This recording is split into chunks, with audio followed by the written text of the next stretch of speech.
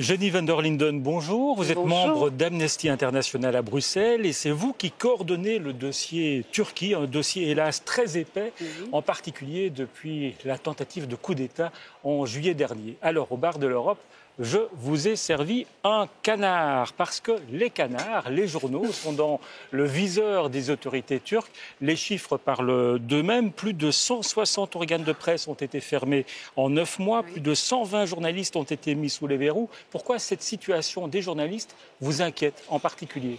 Mais tout d'abord parce que la liberté d'expression est un fondement d'une démocratie et que si les voix dissidentes ne peuvent plus se faire entendre, c'est la porte ouverte bien sûr à toutes les dérives autoritaires possibles. Donc ça nous préoccupe énormément.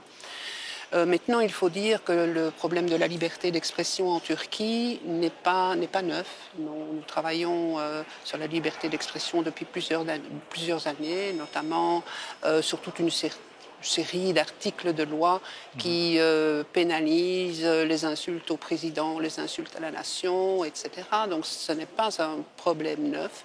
Mais il faut reconnaître qu'après la tentative de coup d'État de juillet 2016, la situation s'est vraiment aggravée. Mais le sort des journalistes, ce n'est pas l'arbre qui cache la forêt, parce que à côté de ça, il y a 40 000 personnes qui ont été arrêtées ces 9 derniers mois. Absolument. Parce qu'on les juge comme étant des opposants, mais on est jugé très rapidement comme opposant, je crois, en Turquie aujourd'hui. Oui, disons qu'au départ, toutes ces personnes, dans les premières purges qui ont eu lieu, les premières arrestations qui ont eu lieu, bien sûr, le gouvernement turc voulait par là, disons, soi-disant, trouver tous les sympathisants du mouvement Gülen, que le gouvernement accuse d'avoir orchestré le coup d'État. Mais très vite, en fait, on a pu se rendre compte, on a pu constater que c'était désormais toutes les voix dissidentes en Turquie qu'on voulait faire. Il y a eu notamment l'arrestation de la rédactrice en chef du journal Özgür Gündem, qui est un journal kurde, rien à voir avec Gülen. Et la rédactrice a été arrêtée, le journal a été fermé. Ensuite, il y a eu les journaux d'opposition, notamment le journal Cumhuriyet, où aujourd'hui il y a plus de 10 journalistes qui sont en prison. Mais aussi, très rapidement, les académiciens, les juges, les procureurs, les militaires, bien sûr, toutes ces personnes-là ont été arrêtées et mises en détention, disons, sans inculpation réelle, en fait. Est-ce qu'aujourd'hui, la Turquie flirte avec la dictature? Oui, vous diriez ça? oui, absolument. Aujourd'hui, on peut dire que la Turquie ne respecte absolument plus l'état de droit, ne respecte plus ses propres lois. Tout est passé par décret pour le moment. Il y a pas mal de décrets qui sont passés et chacun de ces décrets, disons, est une violation aux droits humains. Mais est-ce que le président Erdogan a toujours le soutien de la population? Il faut quand même dire qu'il a été élu et réélu. Est-ce qu'il a toujours le soutien de la population? Là, on le voit, il va organiser au mois d'avril un référendum pour obtenir encore plus de pouvoir. Est-ce qu'il va obtenir satisfaction? C'est très difficile à dire parce qu'au départ, quand on a parlé des changements constitutionnels et de la possibilité d'un référendum, disons que beaucoup de voix se sont écriées, c'est la catastrophe, disons que il va gagner, les changements de constitution se feront. Et ce qu'on constate aujourd'hui, c'est qu'il y a quand même de plus en plus de personnes qui votent AKP, qui votent pour le président Erdogan, qui se posent des questions. Et je crois que les sondages sont très partagés à l'heure actuelle et je crois que le oui et le non sont désormais en balance. Alors, on va vous montrer une photo que vous allez commenter, une photo où l'on voit le président Erdogan et Angela Merkel. On sait qu'il y a des tensions aujourd'hui entre l'Allemagne et la Turquie, notamment parce que différentes localités en Allemagne ont interdit des meetings pro-Erdogan, une pratique que le président Erdogan a qualifiée de pratique nazie. Il y est quand même allé assez fort. Rien ne va plus entre l'Allemagne et la Turquie. Le président Erdogan va toujours assez fort quand il s'agit de critiquer les pays européens.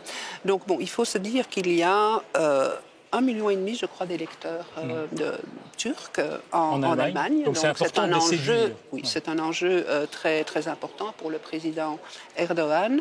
Donc je dirais que les tensions, elles ont démarré déjà en 2015 quand l'Allemagne a reconnu le génocide arménien. Donc reconnaître le génocide arménien en Turquie est évidemment une faute grave. Il y a eu aussi l'arrestation de ce journaliste Die Welt, qui se trouve aujourd'hui... Qui a la double nationalité. Qui a la double nationalité, donc germano-turc, et qui se retrouve aujourd'hui en prison. Et là... En même temps, Jenny van der Linden, on a l'impression que l'Europe a quelques difficultés à critiquer Ankara parce qu'on a besoin de la Turquie, notamment pour gérer le problème des migrants. Cet accord entre la Turquie et l'Union européenne, comment vous le qualifieriez? De tout à fait inadmissible. Ça, nous l'avons crié haut et fort. Tout d'abord parce que la Turquie n'est pas un pays sûr, ne l'a jamais été. Depuis le coup d'État, bien sûr, c'est la catastrophe.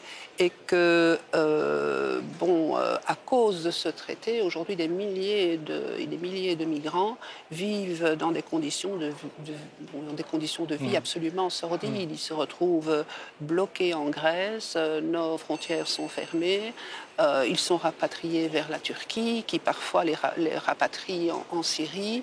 Leurs droits fondamentaux sont tout à fait bafoués. Alors, on est au Parlement européen. Vous dites quoi aux parlementaires européens? Je dis aux parlementaires européens, faites entendre votre voix, criez haut et fort que ces pratiques sont absolument inadmissibles et, s'il vous plaît, ouvrons les portes de l'Europe à ces millions de personnes qui se trouvent aujourd'hui dans des conditions tout à fait déplorables.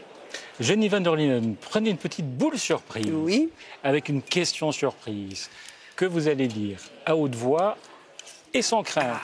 D'accord. Iriez-vous en vacances à Istanbul?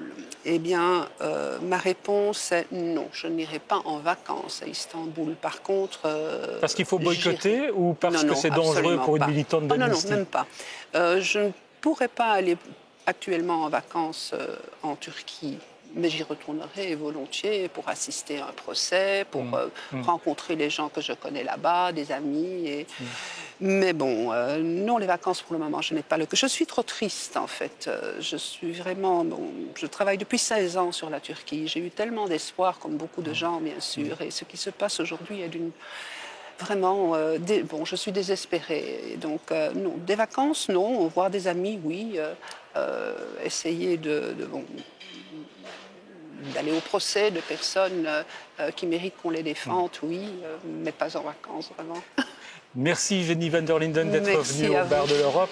Et on va s'attaquer à ce canard, mais nous uniquement gustativement. D'accord.